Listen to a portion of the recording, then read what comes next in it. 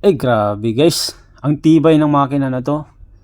Rico MPC 4503. Grabing toner. No, simula yata ng pagkabili nito, hindi pa pinagalaw, hindi pa pinalinis. Kaya ganito po siya kadumi.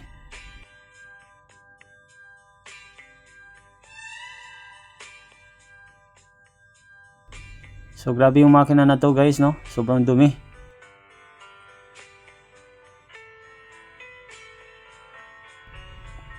Grabe ang tibay ng makina na to. So halos lasog-lasog na yung mga drum unit nito eh. Kailangan nang restore. So ayan, kuskusin muna ng ating technician tong makina na to bago ibigay sa customer. Okay? So ayun lang guys, no. Maraming salamat sa inyong panonood.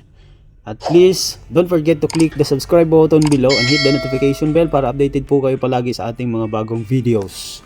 Maraming salamat.